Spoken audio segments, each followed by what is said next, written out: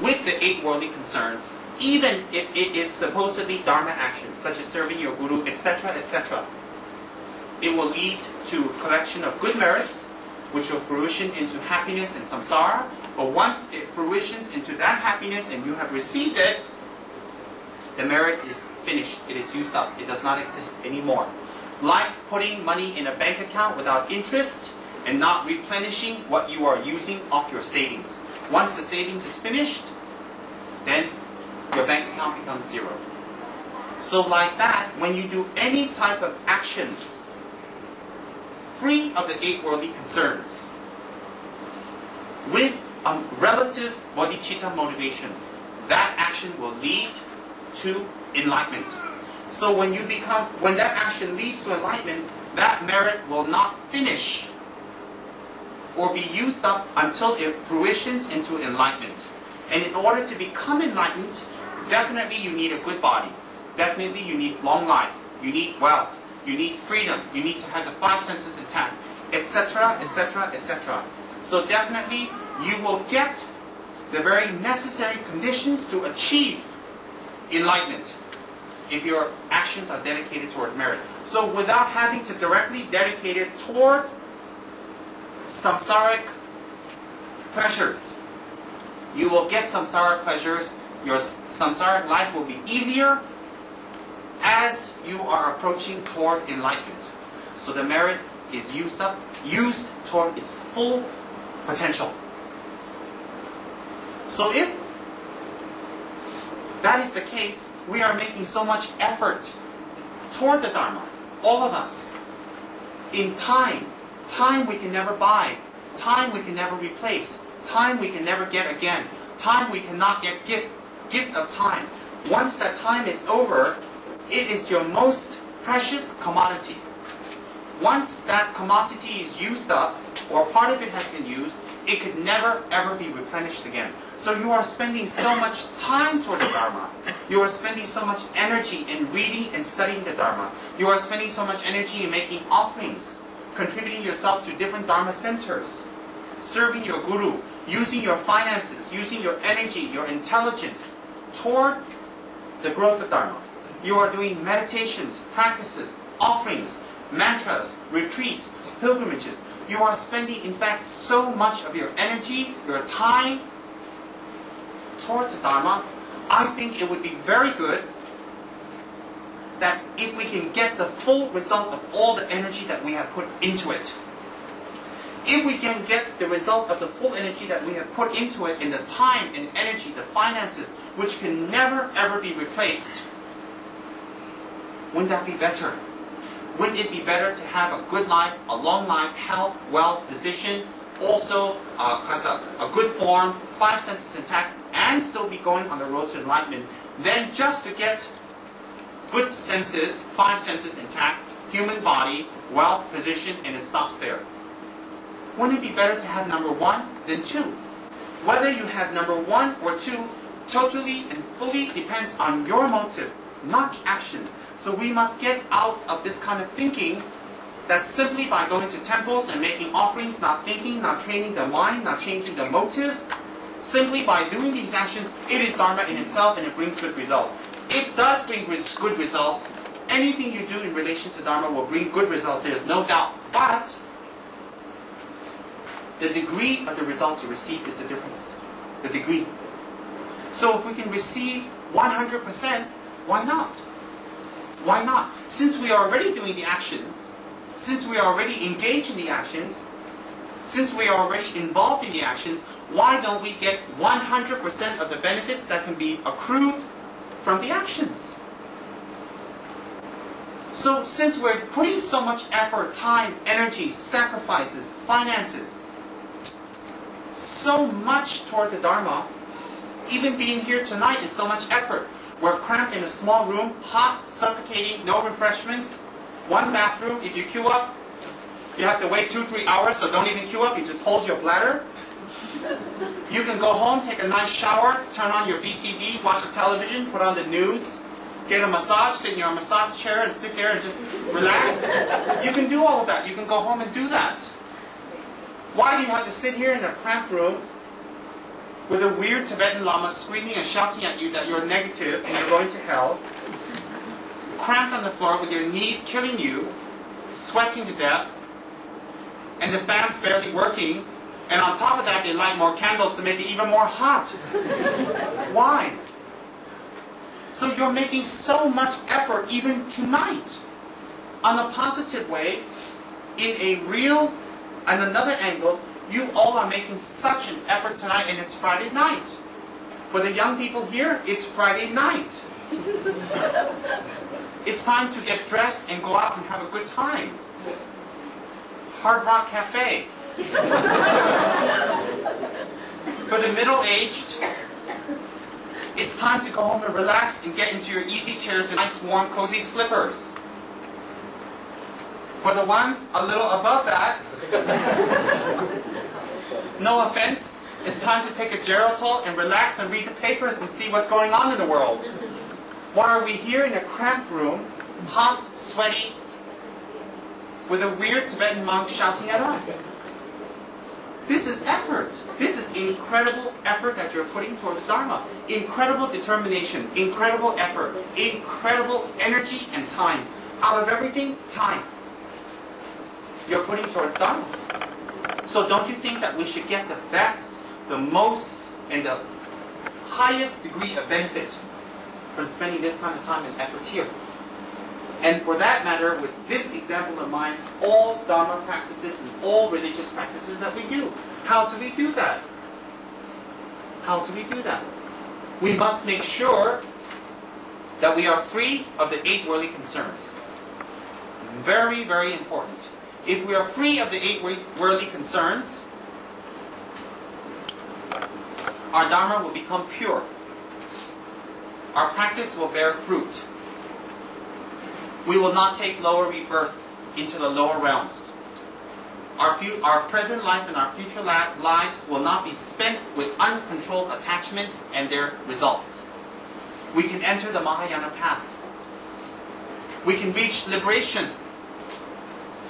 The hindrances and problems and difficulties that we may or may not experience during our practices, will be able to purify them and to overcome them.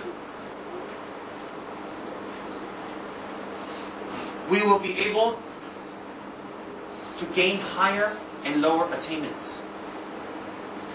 Whereas if we do not abandon the 8 worldly concerns while we're practicing the Dharma, then the 8 worldly concerns while practicing Dharma serve to feed the 8 worldly concerns and make them even bigger.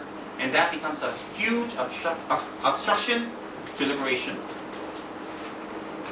Number 1, we should not practice the Dharma to crave for pleasure of the 6 senses. To get pleasure. We should not practice the Dharma to be free of the unpleasant.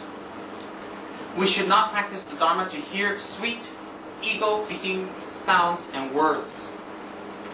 We should not practice the Dharma to avoid ugly, displeasing words or sounds. We should not practice Dharma to acquire material things. We should not be practicing the Dharma to avoid not obtaining material things. We should not practice the Dharma for personal praise or admiration. And we should not practice the Dharma to avoid slander, blame, and criticism. If we are practicing Dharma for any of those 8 worldly concerns, from the beginning to the middle to the end, the potential results that we can get from the Dharma will not be fulfilled. It cannot come. Why? The state of enlightenment is bereft, B-E-R-E-F-T, or without those states. So how can we practice and have those states and practice for those states and out of those states of the 8 worldly concerns and attain a state that is free of it? Illogical. So how can we pray, wish for, practice for, aspire to reach a state that is free of those 8 worldly concerns when the very practice we do lead to it even more? So if we practice Dharma in order to get praise and admiration, example, out of the 8, let's take 1, and with that example we can apply it to all 8. If we practice the Dharma in order to get personal praise and admiration, If our basis for practicing Dharma is that, on an ordinary, superficial level, the minute we do not get that, we stop practicing the Dharma. And when we stop practicing the Dharma, the Buddhas doesn't suffer, our gurus don't suffer, our Dharma friends don't suffer, they feel sorry for us, they have compassion for us, and they pray for us, but they don't suffer, and they will not get the results of that, and they will not lose from that. It will be you. So if we practice the Dharma with the concern that we will get praise and admiration, and people will think that we are good, and we're doing a wonderful job, and we're wonderful, it goes against everything. It goes against Guru devotion. Because Guru devotion, the practice of that is the surrender of these 8. One of the features of that practice. And to get the results of any Dharma practice, it must be free of those 8. So if we're free from 7 and we have 1, we still cannot get the full results. So if we're practicing Dharma for praise and admiration, the very reason we're practicing Dharma is to destroy the need and the want for praise and admiration, which is another aspect of the self-cherishing mind or ego. So if we're practicing Dharma to get that, how can we reach enlightenment? We will only reinforce that state of mind, and it becomes stronger. Therefore, our practice of Dharma becomes fallacious, brings not the full results that we want, and the time, energy, and effort that we have so given over, so much of it given over toward the Dharma, will not bear the full fruit that we want. So therefore, what's the criteria? Not the Dharma practice, not the object of Dharma practice, but the motive, the very beginning. If we have been practicing Dharma with any of those 8 worldly concerns, we must check them and see them and make sure that they are rooted out. Even on a relative, artificial, or superficial level, if we can start to practice the Dharma without those 8 worldly concerns, we are already making a huge breakthrough toward real Dharma practice. Remember, if our Dharma practice is stained with any of those 8, we will not be able to receive any higher insight or attainments. Definitely not. If we practice Dharma for the sake of ego, for the sake of praise, for the sake of people to like us, for the sake of receiving material things, the very purpose of practicing Dharma is to be free of those, to become a Buddha. So how can we be practicing out of that motive? And if we're practicing out of that motive, how can we get the result that we are actually reciting, if not thinking? For the sake of all sentient beings, I will listen to the Dharma. That's what we're reciting. Or if I don't go to a Dharma talk, I'll get scolded. Or if I don't go to a Dharma talk, my friends will think I'm not pious. Or if I don't go to a Dharma talk, I think I have nothing else to do, I'm bored. Or if I go to a Dharma talk, I can meet friends. So what we're saying is, I will attend a Dharma talk in order to become a fully enlightened being. But the purpose of going to the Dharma talk is not what we're reciting. So what we're reciting and the purpose is not matching, how can it gain the results? So like that, we must be free of wanting to practice Dharma for the sake of pleasures. To be free from the unpleasant. To hear ego-pleasing sweet words and sounds. To avoid ugly, displeasing words and sounds. To acquire material things. To avoid losing or not obtaining material things. Craving for personal praise and admiration, or to avoid personal blame, slander, and criticism. There is an end to these negative states of mind. There is definitely an end. Definitely there is an end. Why? We can check it. The more we listen to Dharma, the more we actually engage in Dharma correctly, we find ourselves changing. We find ourselves becoming better. Maybe we have not made that great of a progress, or the progress that we have wanted, but if we check from the first time we have started Dharma up till this point, I think everybody in this room has definitely improved. I'm sure of that. I'm confident of that. So therefore, all of you that have started from the first day of Dharma up to this point, if you have improved, it means that there is an end to negative states of mind. Because if there is a lessening of it, there's an end of it. So definitely from the time we have started practicing the Dharma up till now, even when I check my own negative mind, from the day that I received the Dharma up till now, and I won't tell you how many years because you're going to say, is that all you improved? Is that it? So I won't tell you how many years I've been in Dharma, so I can avoid non-pleasing, unpleasant, non-ego stroking words and sounds. So, since we have started the Dharma, we have followed our gurus, we have did our prayers and studies, we have definitely improved. Definitely. Most of us definitely, no, all of us definitely have improved. I can say confidently. Therefore, there is a lessening of negative states of mind. If there is a lessening of negative states of mind, therefore, we must conclude that there is an end. Less means getting closer to our end. Less doesn't mean getting closer to more, to an end. And negative states of mind are impermanent phenomena. The definition of impermanent phenomenon is any phenomenon that is dependent on other causes to exist.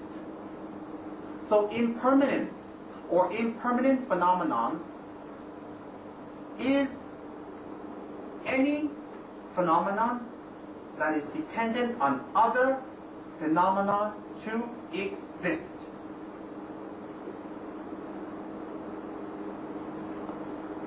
Therefore, when we think about it, everything that exists is impermanent phenomenon. If everything that exists is impermanent phenomenon, there must be an end. So, my afflicted emotions, which arises from the self-cherishing mind, is an impermanent phenomenon. Why? In order for my self-cherishing mind and ego to exist, it must have causes and conditions. So if the causes and conditions are removed, the ego or the self-cherishing mind can be removed. Now, what we need to do is find out what is the causes and conditions for that ego to exist, and to apply the antidote. Very simple. We've all been told they can be removed. We've all been told that our mind is clarity and luminous nature and clear light. We've been told that over and over in Tantra by all the great lamas like His Holiness. But when we leave the teachings, we're wondering, okay, I'm clear light, but how come I'm not clear? How come I'm still getting angry, pissed off, and I tell people off, and I get really riled up at the spur of a moment, and I hate competition, and if someone's wearing a better dress than me, I wish I could slap them? How come when someone's doing better in Dharma, I feel jealous? Okay, I have a clear, wonderful mind, and everybody tells me that, but I don't feel clear and wonderful. How come? Of course, when people come near us, we have to feel clear and wonderful. I'm a great Dharma practitioner.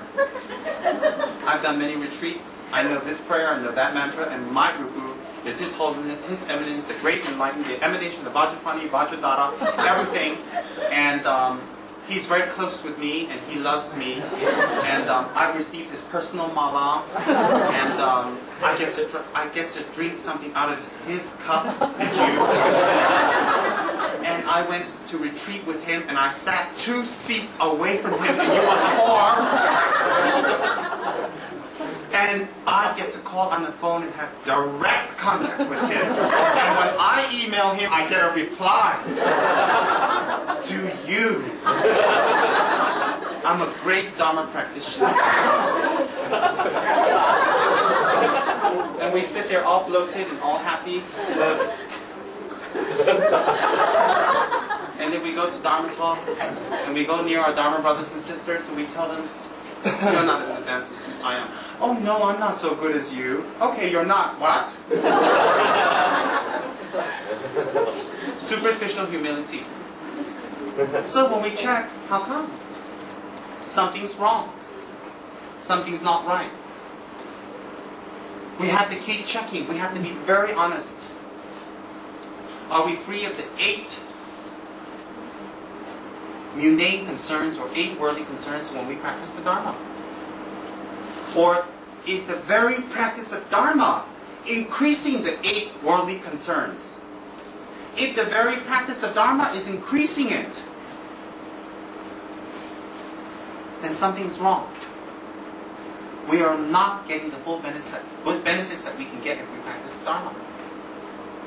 So very simple. We follow those guidelines. We follow those guidelines. Wouldn't that be better? Death is very near. Death is very soon. Death is very soon. So whenever before any Dharma talk, the Dharma teacher will tell you, please develop a most supreme and most unexcelled and good motivation. The meaning is to be free of the 8 worldly concerns. All of you have gotten the piece of paper that we have passed out, and at the bottom it tells you what are the 8 worldly concerns. We should memorize that. That will be more beneficial than memorizing the mantras of over 100 tantric deities. It will be better to memorize those 8 worldly concerns, and I'm not trying to blow your mind away, but yes, if you know the mantras and practices and all the initiations of 100 great tantric deities, but you are practicing with 8 worldly concerns, you will not achieve even one tantric result of one tantric deity. So, we should memorize the 8 worldly concerns and check over and over and over again if we are free from those 8 worldly concerns. And if we are not, we must work on it immediately. We must get over it. We must practice and we must immediately get to the point, because time is short. Time is short and time is running out. This human form endowed with freedom, more valuable than a wish-granting gem, obtained only this once, is difficult to acquire and is easily lost, passing like a flash of lightning in the sky. Remembering this and understanding that all worldly activities are like husks. At all times, day and night, you must try to take advantage of its essential significance. I, a yogi, have practiced in this way. You, O liberation seekers, should do likewise. Husks means a husk of a corn is something that can be removed. So, we should remember, we should get to the point of Dharma practice. We should get to the point of Dharma practice. Death, the disadvantages of not remembering death is, I will go over quickly for the sake of receiving the 8 thought transformations. Disadvantages is that you will not remember the Dharma at all times. Even though you remember the Dharma, you will postpone its practice. You may try to practice, but your Dharma practice will not become pure. Pure meaning getting the full effects. The definition is any phenomenon that is dependent on causes to exist. Therefore, your negative emotions are dependent on causes. What are some of the causes? Not understanding the truth, not understanding the Dharma, not having wisdom, not having a collection of merits, reconditioning yourself in it, not trying to root it out or pull it out, not dealing with it or facing it directly, etc., etc. So your negative states of mind, our negative states of mind, are dependent on a lot of causes. So when we start removing the causes, that negative state of mind must disappear. Therefore, there is an end to afflicted emotions or negative states of mind, which bring about negative actions of body, speech, and mind that bring about negative results. And these negative results that we experience individually is samsara. Samsara is not a place we go to. It's an experience that we have. It's an experience that we all have. Why? If samsara is a place we go to, everybody in this place must suffer. His Holiness the Dalai Lama is in this so-called samsara. He doesn't suffer. But we are here and we suffer. Therefore, samsara cannot be a place. It must be a state of mind that is brought about by our individual, personal fruitioning of karma. So, very simple. Whether we practice tantric initiations, whether we do retreats, whether we do prostrations, whether we serve a temple, etc., etc., or not, if we free ourselves from the 8 worldly concerns, we will be advancing quite nicely. And we can free ourselves from 8 worldly concerns, because the 8 worldly concerns, or 8 worldly dharmas, or 8 mundane concerns, whatever you prefer, are guidelines for us to check our motive, to actually get to the point, which is eventually cutting off the branches of ego. Cutting branches off and eventually getting to the trunk and slicing that off and getting to the roots and removing that. And the roots can be removed because they are dependent on causes. And the causes themselves are impermanent. So, negative states of mind are impermanent phenomena which are dependent on causes. Because they are dependent on causes, once the causes are removed, they can be eliminated. Therefore, there is an end to your personal samsara. Then, remembering death and impermanence will propel you to do your Dharma practice freely, because of purely meaning free of the 8 worldly concerns. And you will not lose your determination easily. You will not lose your determination full stop. You will continue creating positive actions.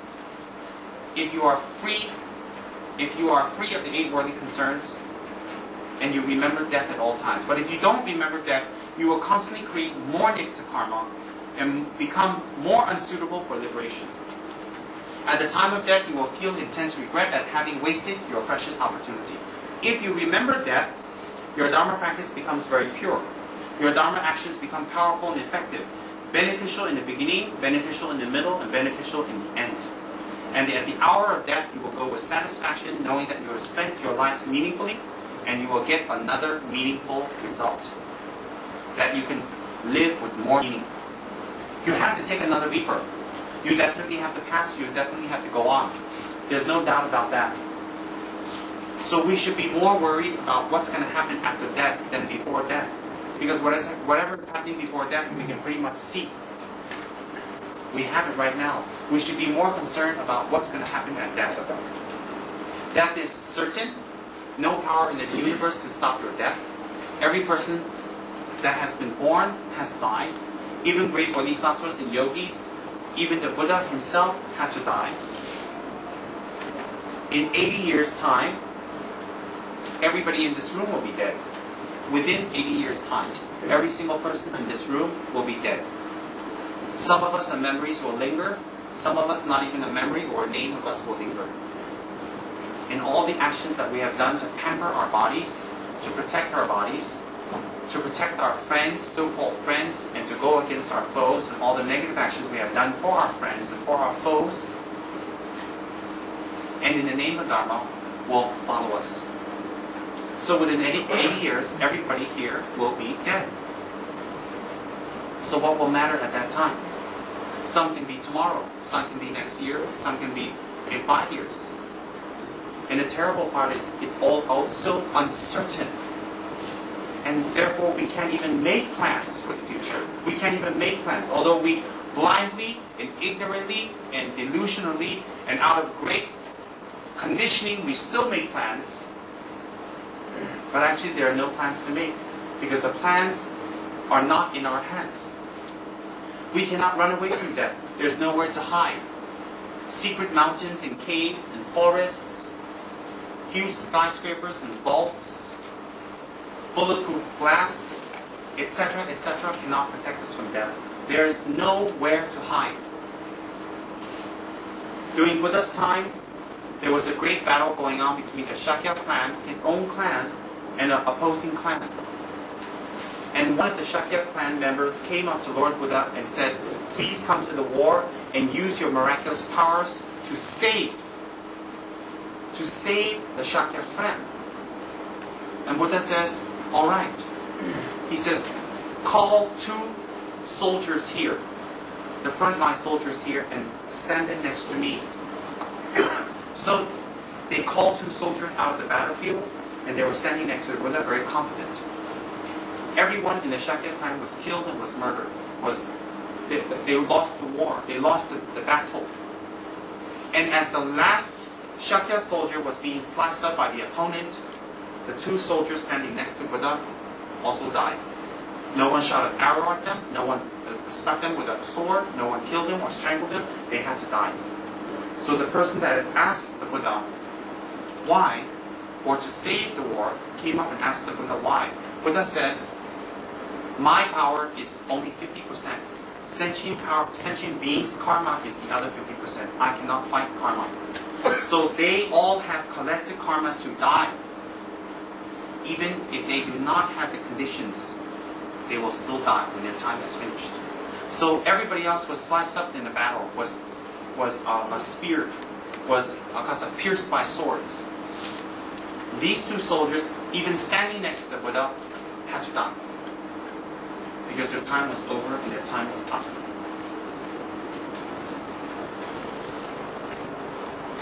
So we cannot run away from death. There's nowhere to hide, there's nowhere to escape. If we are very wealthy and we are very haughty and we think we're a big shot because of our wealth, you're a real big shot if you can bribe death.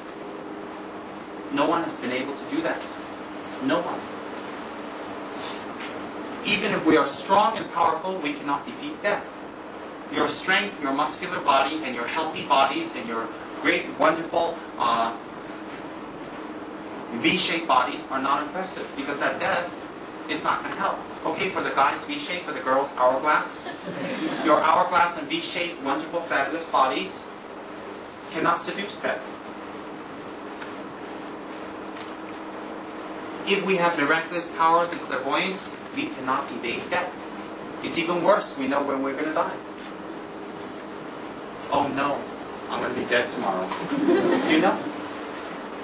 So if you have miraculous powers, it doesn't make a big deal. You're still going to die. One cannot add to life. One gets closer to death every minute. With each moment our life passes, we come closer to death. From the time we are born, from the moment we spring from our kind mothers, we are racing toward death. It's like a bullet train that never stops. There's no stops. There's only a destination. With each breath we take, we come closer to death. Each breath we breathe in and breathe out, we're getting closer to death. So we are to have 43 billion breaths within our life. Maybe we have 23 billion left. Every breath is getting closer to death. Even if we are asleep or distracted, we have plans, we're going on pilgrimage, or we're doing a business deal, we're signing a contract, we're going to get a big fat check. We're going to do a puja to get a big fat check. We're still getting closer to death. So some people avoid the subject, avoid the truth, and not face the truth, thinking that by not facing it, it will not happen. But in fact, it's a distraction, and it's a waste of time because it won't happen and you're doing nothing about it. And even while we are alive, when we are alive for 70 years, Buddha says, almost half of it is spent sleeping. Imagine, out of the 70 years that we're basically alive, our lifespans, half of it has been spent sleeping.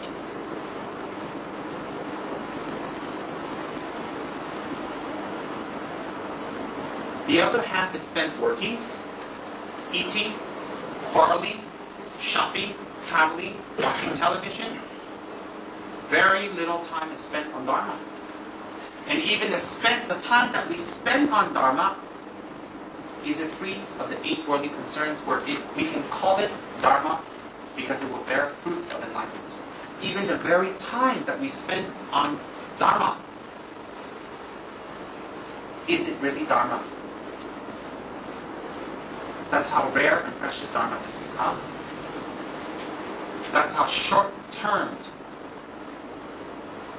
and how dangerously close we have become to death, dangerously close to death, and going almost empty-handed. When we are young, we put up our Dharma practice so we are stable in life and we have some wealth. When we are middle-aged, we are very distracted, and every week is signing another contract, and after that one, I will practice the Dharma. When we become older, with all due respect, we look back with regret at all the practice that we could have done and we did not. And when we look back at what we have done in life,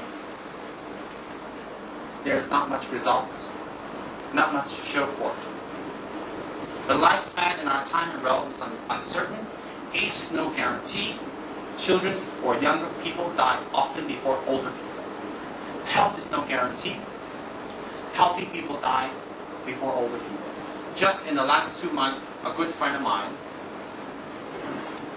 went for an operation for like the 6th or 7th time.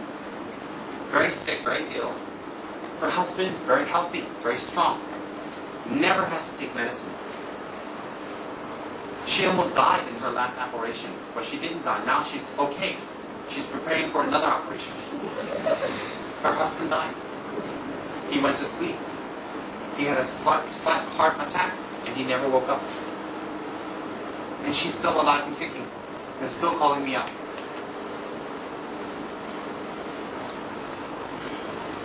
Proof of that. Future plans are no guarantee. We can die before we complete our work. The very things that are meant to keep us alive become conditions that can actually kill us. Like food, housing, medicine. External conditions like accidents, natural catastrophes. Internal conditions like illness. In general, huge trees, forests, mountains, planets, all get destroyed. And they're so strong and big and solid, and our bodies are so fragile. If huge trees, forests, planets, and mountains get destroyed, what about our little fragile bodies? How delicate is it? At the time of death, no money or possession can help us. Naked and empty-handed, we leave this life. A king and beggar experience death in the same way. Near and dear ones often give rise to attachment and pain. No one can share our experience of death. That is experienced by ourselves alone. Even the very and last to add salt to the wound, or add more dirt to the insult, to even rub it in more. The very bodies that we spend so much time, energy, and effort, and so much pampering is of no use to us at the time of death. It becomes a filthy, smelly, ugly, decaying, rigor mortis corpse. So the very bodies that we pamper, wash, take care of, worship, take pictures of, go get liposuction for, make money for, get facelifts for, go to fat farms for, eat healthy food for. The very bodies that we have pampered and been slaves to. We can call ourselves Cleopatras because we're all king and queens. Our body is king and queens. We're all Cleopatras here. And we have been a slave to Cleopatra, and in the end, Cleopatra slaps us back and says, "Can't help you." And on top of that, she smiles. Think about that. And to add salt to the wound, to add pain, more insult to the pain. The very bodies that you pamper so much, that you love and adore, that you almost take pictures of and make offerings to yourself, becomes a beautiful, wonderful, blue, decaying, rigor mortis corpse that a lot of people don't want to go near because it's unclean and your spirit might follow them back. Think about that. It becomes a source of embarrassment, disappointment, disillusionment, and a source that is dirty. The very bodies that you have pampered. What an insult. When doctors give up on me, when rituals no longer work, when friends have given up hope for my life, when anything I do is futile, may I be blessed to remember my Buddhist instructions. The Great Pension Lama. How incredibly deep. How incredibly full of depth. So whenever we attend the Dharma talk, whenever we do any Dharma activities, how minor, we should develop a good motivation. That it will be free of the 8 worldly concerns. And when we start with that, and how can we propel ourselves to be free of the 8 worldly concerns? A contemplation on death and impermanence, as I described just now. And when the Dharma talk is over, today, tomorrow, Do not go back to your old ways. Do not go back to your old habits. Do not think that was a wonderful lecture. That monk is a great actor. He was a great joker. He made us laugh. When's the next show? When do we turn on to this station? Do not treat this as a spectacle, as a show, entertainment, social gathering, competition. Which center has more people? Whose altar is nicer? I hear those things. Or how many initiations you've gotten. And yes, His Eminence Vajradhara Emanation has emailed me, faxed me, written to me, communicated with me. Yes. So when the Dharma talk is over, what we should do immediately is apply it. Immediately apply it. Don't delay. Don't wait till tomorrow. Don't wait till your wife gives birth. Don't wait till you sign the next contract. Don't wait for your check collection to come in. Don't wait for your other Dharma brothers and sisters to start. Don't wait for next week. Don't wait till you move to your new house. Don't wait till you get your new haircut. Don't wait till you're in good mood. Don't wait till after your shower. Now, immediately. Why? What's the urgency? Because our best friend, who we don't want to be friends with, Mr. Death, is hanging around the corner. He's like a bad Muppet show. He's always there. Hello. So, it's very important that the minute the Dharma talk is over, that we must contemplate, remain silent, and not go back to our old ways. And not start gossiping, not start talking, not start putting other people down, getting angry, fighting, disagreements. And in fact, right in the temple, right below your guru, right in front of the three jewels, right in front of Lama Tsongkhapa. How could we? How dare we? How blasphemous. Naughty, naughty, shame, shame. The minute we finish the Dharma talk, it should go right in and not right out like a cup with holes, or not in and say it's not for me, like a cup that's contaminated, or never go in, a cup that's upside down. We should practice it immediately. We should take courage and we should make a difference and practice it immediately. This moment. And not let it degenerate, but let it excel and grow. Very, very important. Very, very important. So, we will finish the rest of the 4 verses, which we have started, which has been really incredibly wonderful. And let's take a 10-second stretch and sit down immediately. You know my style, I like to stretch. No talking aloud, I got a ruler. Ugh.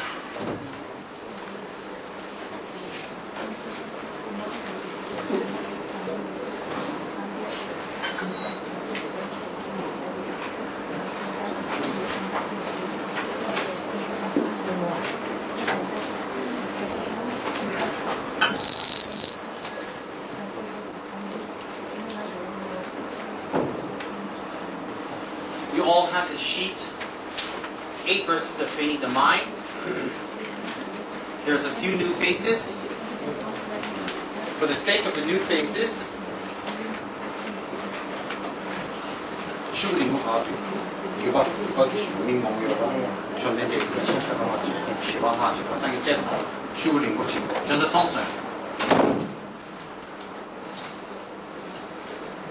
for the sake of the Dharma,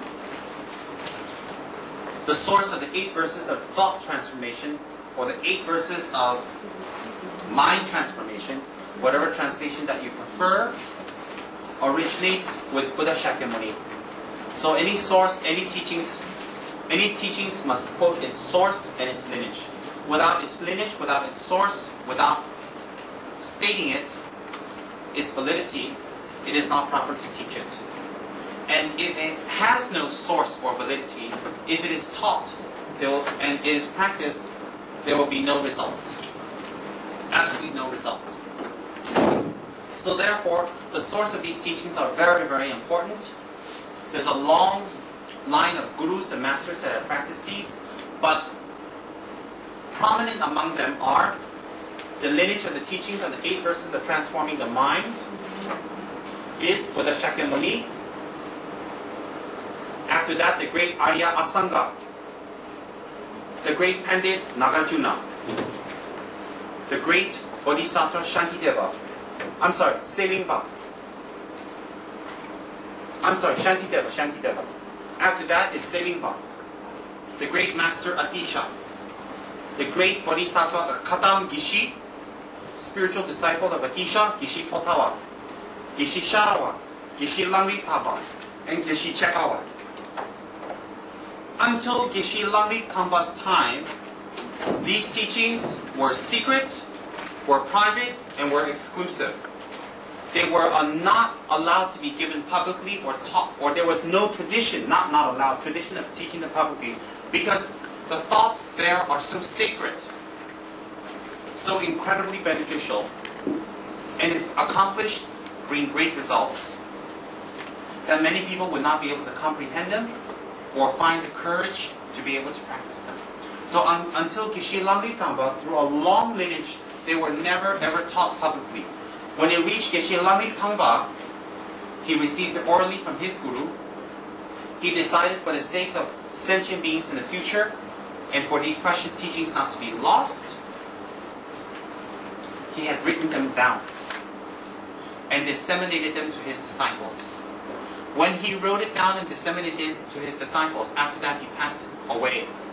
So, the great Geshe Chekawa found a small torn sheet of that scripture, and all it said on it was, "May I suffer the defeat and offer the victory to others." He was overwhelmed. He was incredibly overwhelmed. He was very touched, and he was very moved by that very statement. And at that moment, through his deep insight and his force of powerful merits of practice, he realized that all of Buddha's teachings are contained in those lines. And the Buddha's intent are contained in those lines. May I suffer the defeat and offer the victory to others. So he started looking for masters that can teach that. Unfortunately, the author of that text, Geshe Lamritamba, had passed away. He received the full transmission and teachings from another disciple, and he himself practiced it and achieved it, and he himself started to teach it publicly. So he found it so precious and so beneficial, and he saw the time was right. Geshe Chekawa started teaching it publicly to other people. From then on, this tradition of teaching this publicly started. So Geshe Chekawa, through a long line of lamas, taught it, and it came down to the incomparable king of Dharma, Tsongkhapa, and his great disciples. And from then down to another long list of incomparable lamas and practitioners of all the 4 beautiful sects, until it reached His Holiness the Great Kyabje Pabongka Rinpoche. And from His Holiness Kyabje Pabongka, it was passed down to the great enlightened tutors of the Dalai Lama, His Holiness Ling Rinpoche, His Holiness Trijang Rinpoche. And these 2 great masters passed it down to His Holiness the incomparable Dalai Lama. And it was in 1979, when I was around 11 or 12, that I had received these teachings, the complete commentary in the oral transmission, for about 4 to 5 hours from His Holiness in Washington, New Jersey. So I have received the commentary and the teachings from His Holiness directly, and at the teachings I was very moved, and I was in tears for many, many hours while His Holiness was teaching this. I was in tears because I knew what it contained was the truth. It moved me, it touched me, and I wanted to practice it. I don't know if I am actually practicing it well or not, but I had a strong determination, and I made prayers in front of His Holiness at that time to be able to practice this.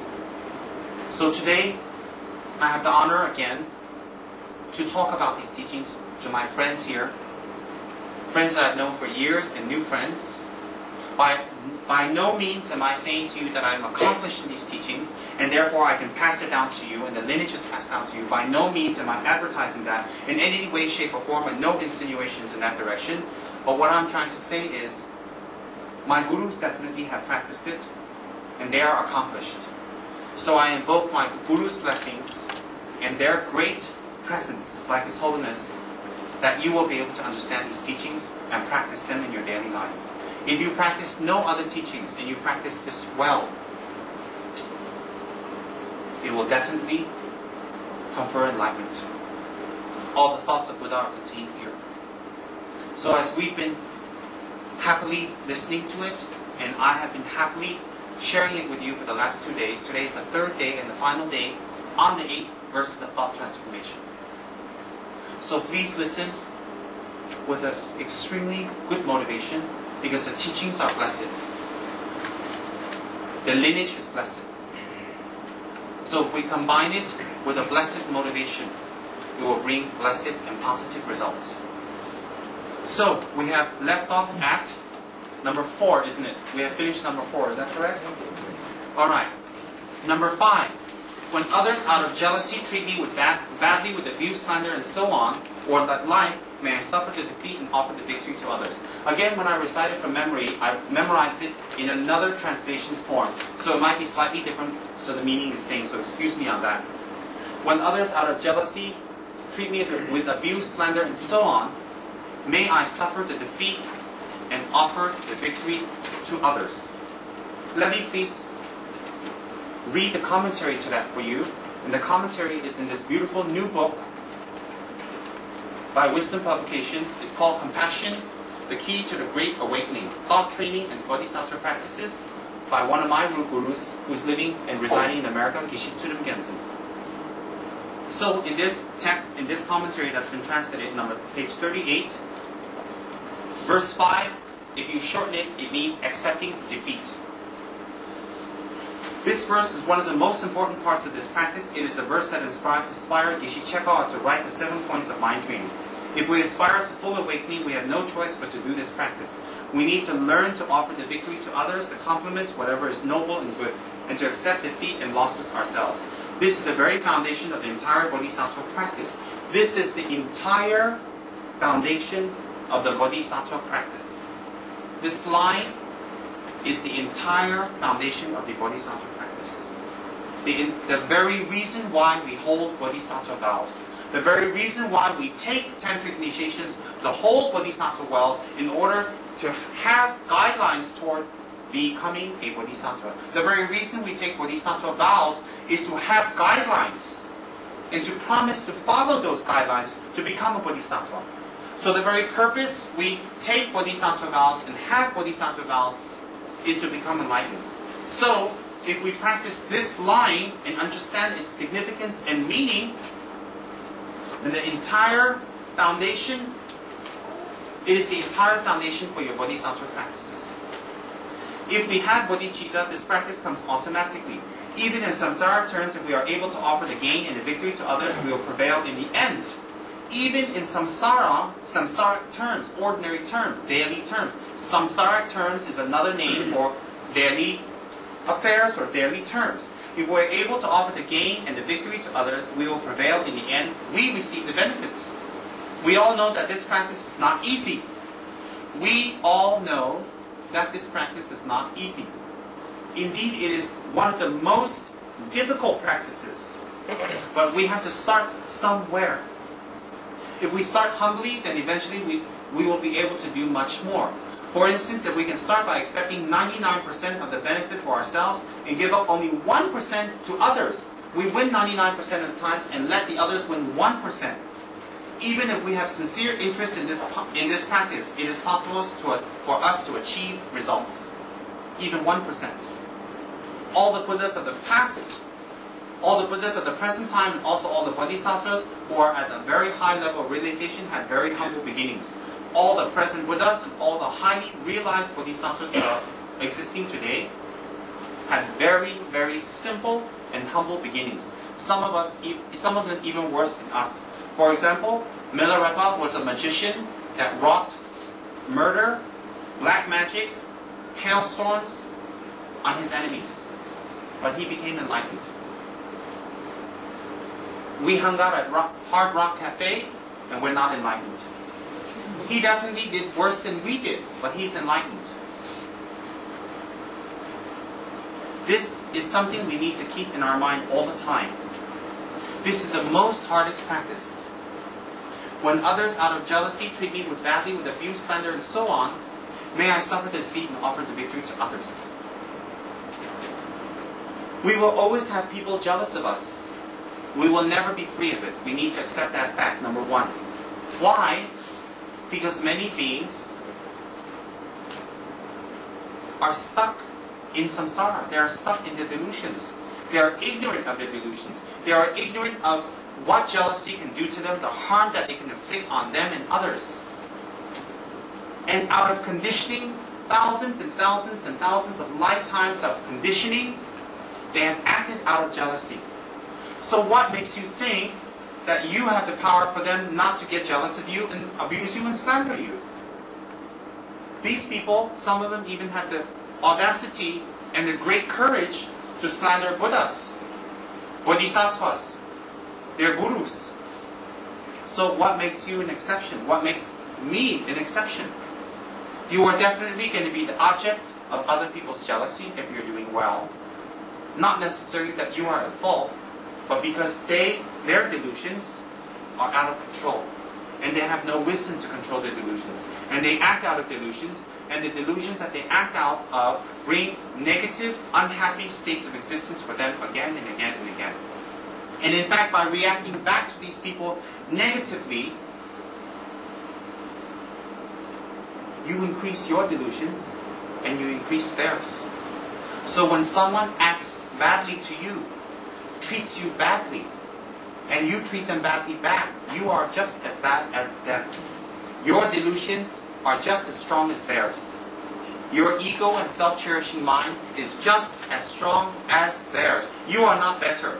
Yes, they may have done something to you and it is wrong, and they are wrong right there, but when you react back, you are equally wrong. So when someone treats you badly or says something bad to you, hurts your feelings, or is abrupt to you, or is rude to you, and you are rude back and you are abrupt back, you are just as bad as them. You are just as guilty. Two wrongs do not make a right. So if you are in Dharma, if you are practicing the Dharma, and you are still practicing in that way, and then you meet people who practice that way, and you practice that way back, you are just as guilty as them, and you should be just as ashamed as them.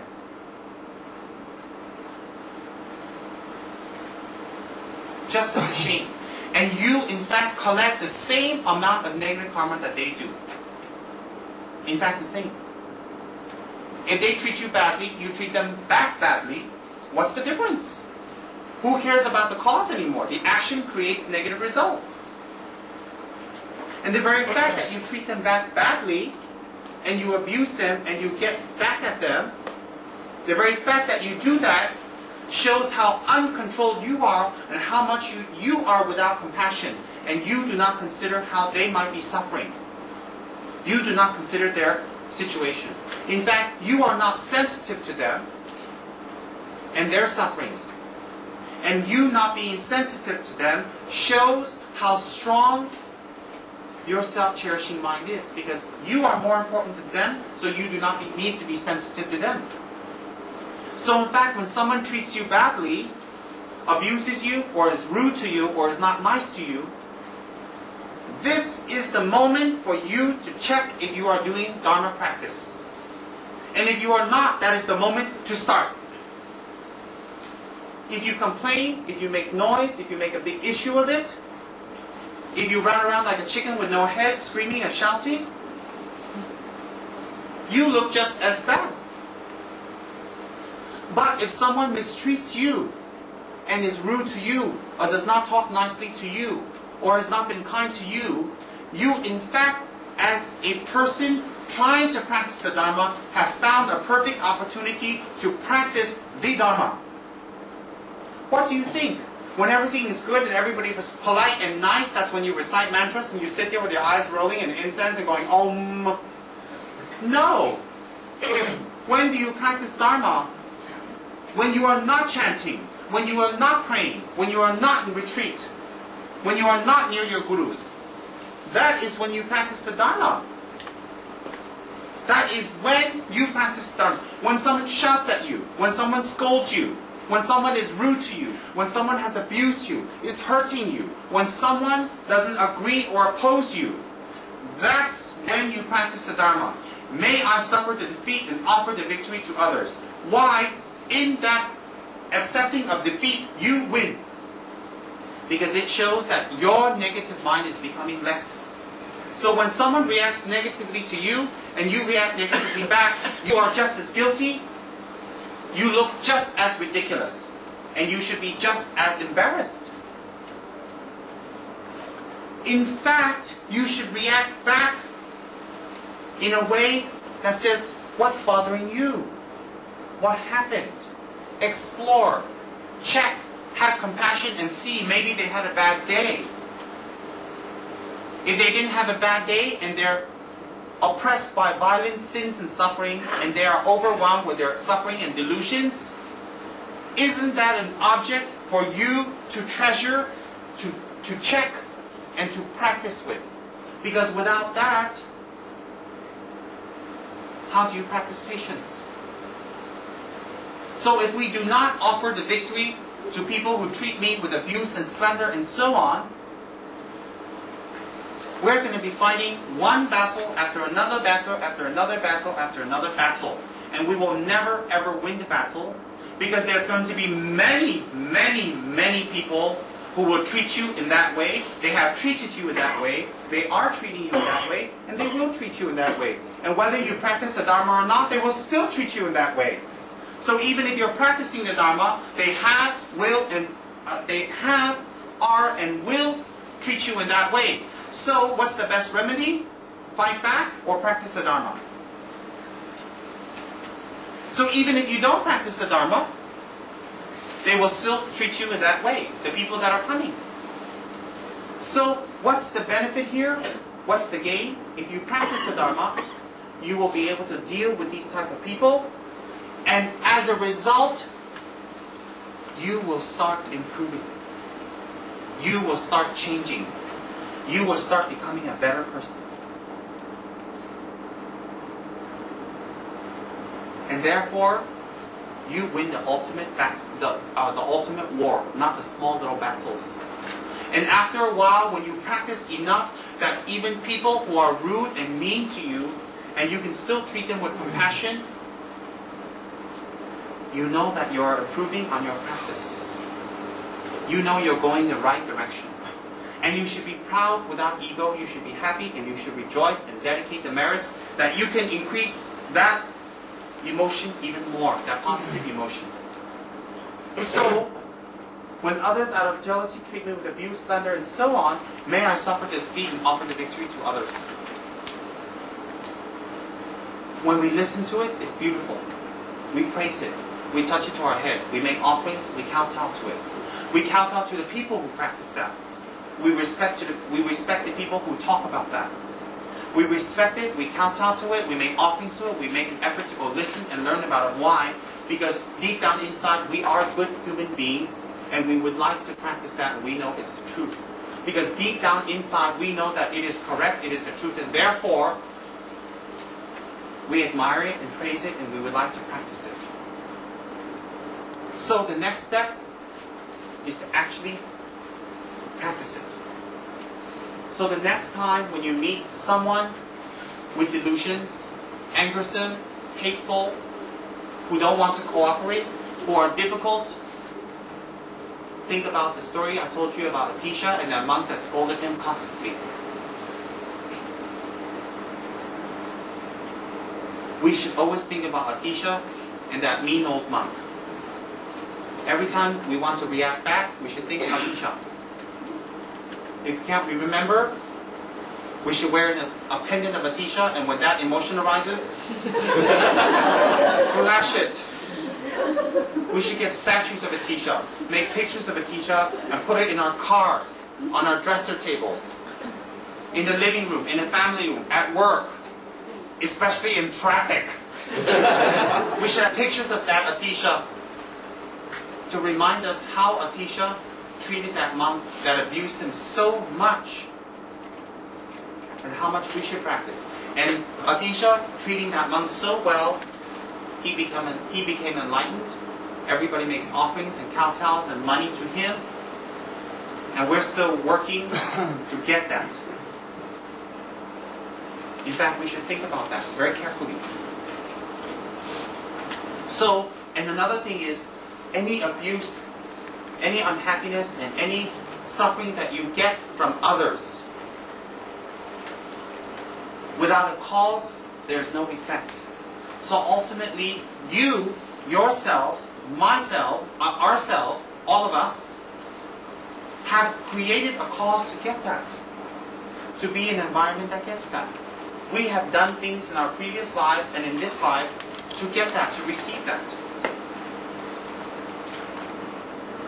So, it's better to receive it with patience and humility, offer the victory to others, suffer the defeat, purify that karma, train our mind, and advance. Wouldn't that be more beautiful? And are these beautiful words, aren't they music to the ears? Every single being in that altar that we kowtow to embody that message. Every single being that we kowtow and pray to and make offerings to, and we make offerings to them because they embody that quality. So since we so much respect the qualities that these holy beings embody, doesn't it behoove us to try to achieve it? And how to achieve it? One step at a time. One jealous, abusive, negative, hurtful person at a time. So one person at a time. So in fact, if you really want to practice the Dharma, you should set up a stall and says, please abuse me. If you really want to be enlightened, please abuse me. Please someone say something ugly to me. And when someone does, sit there with a big smile, happy, excited. Can you come back tomorrow and do this? Can we make an appointment? When? And if they cancel, why? Don't get angry if they cancel. That's not the purpose here. But in fact, you should set up a little stall that just says, abuse me, slander me, show me disrespect, hurt me, do something to me. Please, I want to become a Buddha. Please, I want to be a Bodhisattva. Please, please, please, please, please. Most of us, when we see it coming, get in the bullet train and scram and beat it and get away. When we see the person that we don't like, we set up stalls. Don't abuse me because I want to be enlightened. Doesn't make sense. In fact, every person that abuse us, this is not a psychological mind game. It's the result of our negative karma, number one. Number two, gives us an opportunity to practice that. And when they do that to us and we can't offer them victory, it is a meter